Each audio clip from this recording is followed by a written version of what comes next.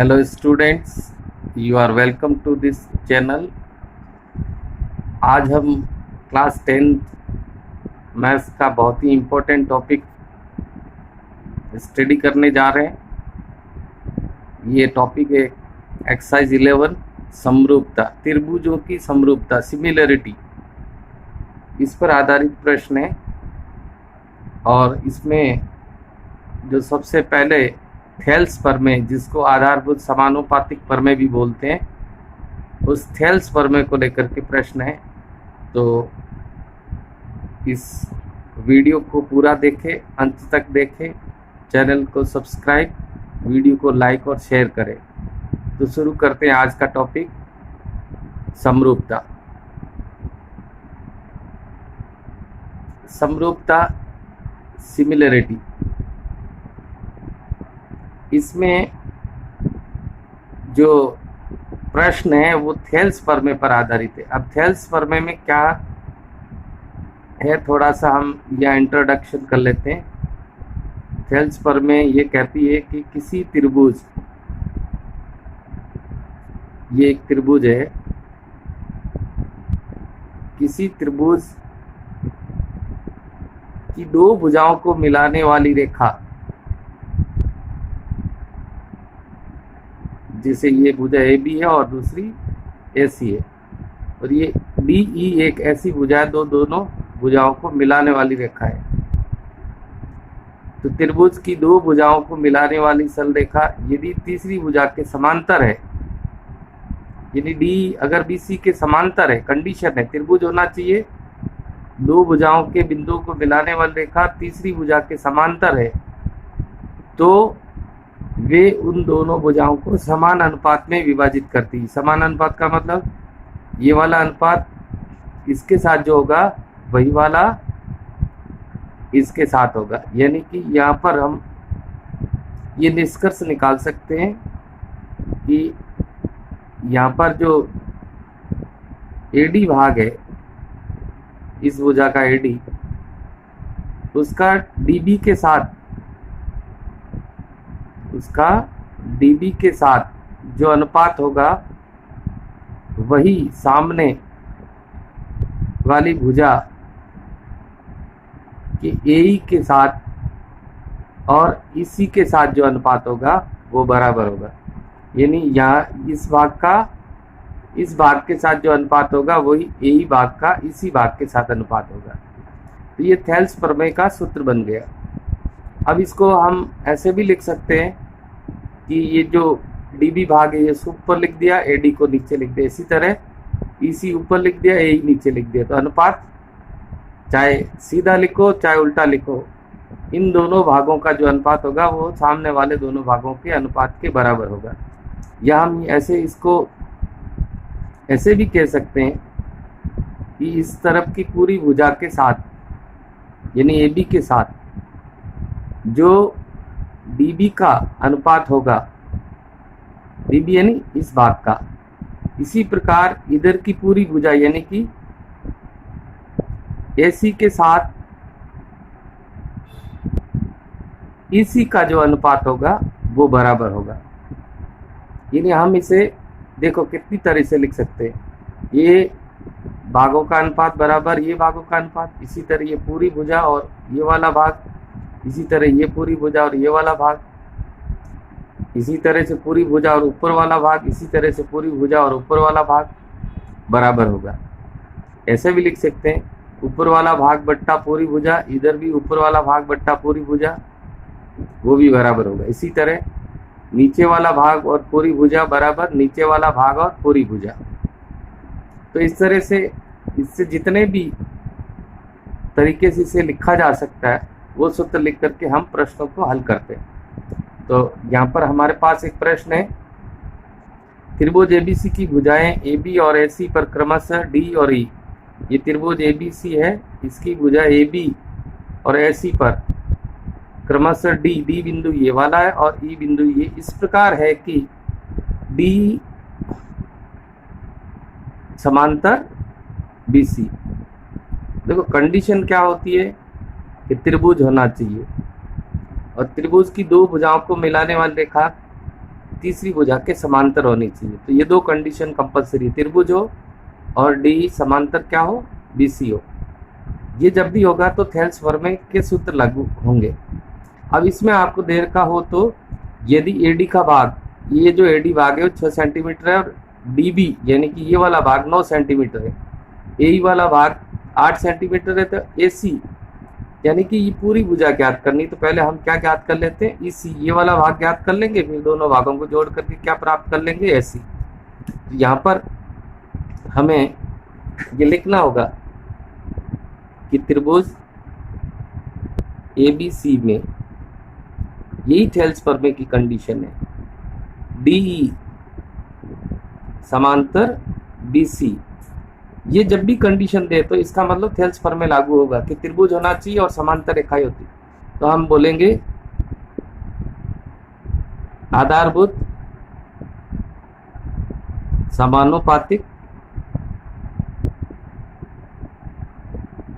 प्रमेय से, वही थेल्स प्रमेय कह दो या आधारभूत समानुपातिक प्रमेय कह दो, उसके अनुसार क्या होगा, इन दोनों भागों का अनुपात बराबर इन दोनों भागों का अनुपात, यानी एडी डीबी का जो अनुपात होगा वही ई और इसी का होगा।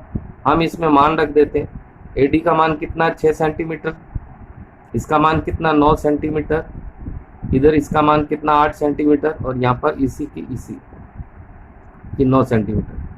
तो देखो 6 का इसी से इंटू कर लो, 6 इसी हो जाएगा, 6 गुणा क्रॉस मल्टीप्लाई हो गया इधर, और ये हो गया 9 है 72, 72। अब इसी बराबर क्या हो जाएगा, 72 में किसका भाग लगा देंगे, 6 का, तो 12 × 72, यानी इसी की जो वैल्यू आई है, इसी की वैल्यू कितनी आ गई, 12 सेंटीमीटर। लेकिन हमें क्या ज्ञात करना था, हमें ज्ञात करना था एसी, इसलिए हम कहेंगे यहाँ से एसी ये वाली भुजा, तो इसमें एई और इसी को जोड़ देंगे, एई प्लस इसी। एई की वैल्यू कितनी थी 8 सेंटीमीटर और इसी की वैल्यू अभी अभी प्राप्त की कितनी है 12 सेंटीमीटर। 8 और 12 सेंटीमीटर जोड़ करके 8 + 12 कितना हो जाएगा 20 सेंटीमीटर, यानी आपका जो एसी है उसकी वैल्यू कितनी आ गई 20 सेंटीमीटर। ठीक, ऐसा कैसा एक प्रश्न और है, सेम वही प्रश्न काम आएगा, त्रिभुज कंडीशन वही है कि त्रिभुज एबीसी में वही कौन सा डीई समांतर क्या है बीसी, और ये कंडीशन जब भी आती है तो हम क्या लगा देते हैं, आधारभूत समानुपातिक प्रमेय से ये प्रमेय लागू हो जाएगी। जब भी त्रिभुज और ये वाला एक त्रिभुज होना चाहिए और ये समांतर भुजाएं होगी, तो हमें आधारभूत समानुपातिक प्रमेय का इस्तेमाल करना है, यानी थेल्स प्रमेय का इस्तेमाल करना है। तो हम वही सूत्र सेम वही काम में लेंगे। इसमें क्या कह रहा है, एडी बट्टा डीबी एक अनुपात दे रखा है, तो हम उसी प्रकार से इसमें वही अनुपात काम में लेंगे, एडी बट्टा डीबी। उधर कौन सा अनुपात आ जाएगा, वही एडी बट्टा डीबी, एई बट्टा इसी। तो मैं इधर भी लिख देता हूँ एई बट्टा इसी। परंतु अब देखो यहाँ इसका तो मान पड़ा है, लेकिन यहाँ क्या मान दे रखा है, एसी का मान दे रखा है। एसी का मतलब हुआ ये भुजा पूरी दे रखी है, लेकिन हमने यहाँ पर प्रयोग किया इसी का, हमें इसी ज्ञात करना है। तो देखो यहाँ पूरी भुजा है और यहाँ इसी है, तो ऐसा सूत्र मैंने बताया था, पूरी भुजा और इसी। तो हम इसमें क्या करेंगे, इस सूत्र को इस तरह से कन्वर्ट कर लेंगे, या हम ऐसे लिख सकते हैं कि पूरी भुजा यानी कि ए बी के साथ कौन सा भाग, यहाँ पर कौन सा भाग ज्ञात करना आपको, इसी यानी कि ये वाला भाग, नीचे वाला भाग। तो नीचे यहाँ पर क्या आ जाएगा डी बी, और सामने आ जाएगा पूरी भुजा ऐसी और उसके नीचे वाला भाग यानी कि इसी। अब समस्या ये आती है, हमारे पास ए बी का मान नहीं है, तो हम जानते हैं ये दोनों भाग जोड़ने से क्या बनता है, ए बी बनता है, यानी कि ए बी का मान कैसे प्राप्त हो जाएगा, 4 तो कौन हुआ AD, और नीचे वाला भाग है 13, ये जुड़ करके बाद बन जाएगा AB, और यहाँ पर DB का मान 13 है ही, सामने AC का मान दे रखा है 20.4, ये रहा AC का मान, और बट्टे में क्या आ जाएगा अपने पास EC। ये कैसे निकाला, 4 और 13 को जोड़ करके। तो यहाँ पर क्या स्थिति बनती है, 4 और 13 जोड़ने से क्या बनता है, 17/13 बराबर में हो जाएगा 20.4/EC। देखो बराबर हो तो ऊपर के भाग ऊपर से काट सकते हैं, 17 के पहाड़े से 17 एकम 17, ये कट गया 17 एकम 17, यहाँ से कितना बच गया 3, 17 दूना 34, यानी 1.2, एक स्थान पहले पॉइंट लगा देना। अब हम क्या करेंगे, क्रॉस मल्टीप्लाई कर लेंगे। EC का किससे इंटू होगा, 1 से, EC बराबर, अब 13 का 12 से गुणा करके एक स्थान पहले पॉइंट लगा देना, तो 12 तिया 36 होता है, 3 12 और 3 कितना हो गया 15, ये आ जाएगा 15.6 सेंटीमीटर, किसकी वैल्यू आ गई, EC की। इस तरह से कोई सा भी भाग पूछे तो आप ज्ञात कर सकते हैं, बस अर्थ है कि आपको पता होना चाहिए कि आधारभूत समानुपातिक प्रमेय में एक त्रिभुज होता है और दो रेखाएं ये समांतर होती है, यानी इन दो भुजाओं को मिलाने वाली रेखा तीसरी भुजा के समांतर होती है। तो आप इसका इसके साथ अनुपात, इसका इसके साथ अनुपात ले सकते हैं, पूरी भुजा के साथ ऊपर वाला भाग, इधर भी पूरी भुजा के साथ ऊपर वाला भाग, उल्टा भी ले सकते हैं, पूरी भुजा नीचे वाला भाग, पूरी भुजा और नीचे वाला भाग।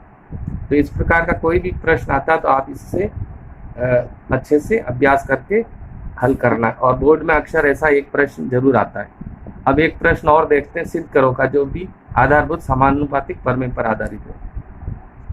दी गई आकृति में OA, ये रहा OA, OB और OC पर क्रमशः L, M, N बिंदु, ये रहा L, ये M और N इस प्रकार है कि LM समांतर AB, LM समांतर AB, यानी कि ये वाली भुजा इसके साथ समांतर है। इसी तरह MN ये वाला है और BC के साथ समांतर है। तो हमें दर्शाना, एक तो ये कंडीशन है और एक ये कंडीशन है, और ये कंडीशन हमें क्या करनी है, ज्ञात करनी है। तो प्रश्न में दिया क्या है, दिया है जो प्रश्न में दिया वही लिखना है कि OA, OB व OC पर क्रमशः L, M व N इस प्रकार है कि LM समांतर AB व MN समांतर BC। सिद्ध क्या करना है, सिद्ध करना है LN समांतर AC। तो अब हमें इसमें हल देखना है, यानी उत्पत्ति। देखो यहाँ आपको सारा हिंट दे रखा है, जो पहली चीज दे रखी है उसको पकड़ना है, यानी पहला जो दे रखा है LM समांतर AB, तो ये रहा LM और ये AB, तो इससे कौन सा त्रिभुज बन रहा है, AOB, या यूँ कह दो OAB। तो यहाँ पर हम लेंगे त्रिभुज OAB में, इस त्रिभुज में हमारे पास क्या है, ये LM समांतर AB, और यही हमारी कौन सी कंडीशन बनती है, आधारभूत समानुपातिक प्रमेय की। तो हम यहाँ लिख देंगे आधारभूत समानुपातिक प्रमेय से, यहाँ प्रमेय लागू हो जाती है। क्यों लागू हो जाती है, आपको बता रखा है कि जब भी त्रिभुज और समांतर दे तो उसमें हमें क्या करना है, आधारभूत समानुपातिक प्रमेय का इस्तेमाल करना है। तो यहाँ क्या रिजल्ट क्या आएगा, OL यानी इसका ये वाला भाग, और LA या AL कह देते हैं दूसरा भाग, यानी ये समांतर है। तो यहाँ जो खंड बन रहा है इन खंडों का अनुपात इधर के खंडों के अनुपात के बराबर होगा। इसी तरह OM अनुपात क्या आ जाएगा, BM। ये हमारा क्या हो गया, नंबर 1 रिजल्ट हो गया। अब हमें आगे क्या करना है, वापस दूसरी कंडीशन देखनी है।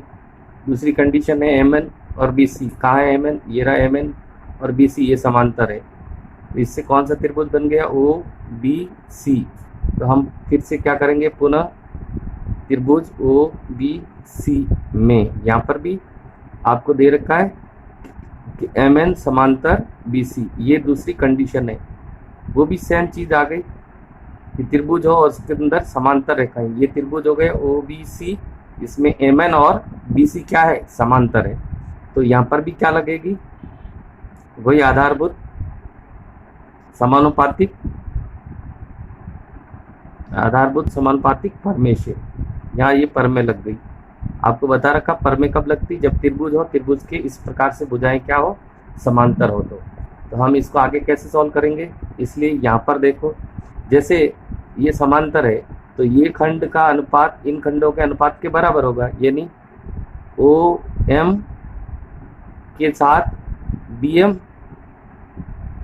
का वही अनुपात होगा जो ओ एन और सी एन का होगा। ये हो गई कंडीशन नंबर 2। देखो ये कंडीशन नंबर 1 में जो ये रिजल्ट आया वो का वो कंडीशन नंबर 2 में, यानी ये आपस में बराबर है, तो पहला और ये वाला भाग भी क्या होगा, बराबर। तो हम 1 और 2 की तुलना से या 1 और 2 से ये कह सकते हैं कि ओ एल ए एल का जो अनुपात है वही ओ एन और सी एन का अनुपात है। अब हमें ये प्रश्न में देखना है ओ एल ए एल कहाँ है, ओ एल ए एल, ये रहा ओ एल और ए एल, इसी तरह ओ एन ओ एन और सी एन। तो ये खंड इसके साथ है और इसी तरह ये खंड इसके साथ है, इसका मतलब ये खंडों का अनुपात बराबर है, तो ये रेखाएं क्या हो जाएगी, समांतर हो जाएगी। इसलिए हम यहाँ लिखेंगे कौन सी परमेय लग रही है, यहाँ पर भी आधारभूत समानुपातिक परमेय के विलोम से, उल्टा चल रहा है यहाँ पर, विलोम से हम कह सकते हैं कि कौन सी भुजाएं, एल एन समांतर ऐसी होगी। यही हमें क्या करना था, सिद्ध करना था। तो इस प्रकार से बहुत ही सिंपल है, जब भी आपको दे इस तरह से समांतर त्रिभुज दिया हुआ होगा, उसमें एक भुजा के समांतर दोनों भुजाओं को मिलाने वाली कोई रेखा होगी, तो हम इस प्रकार का जो है अनुपात लेकर के किसी भी प्रश्न को हल कर सकते हैं। आप इस वीडियो को अच्छे से देखें, बार बार इसका अभ्यास करें। अगले टॉपिक के साथ शीघ्र मिलेंगे, तब तक के लिए धन्यवाद।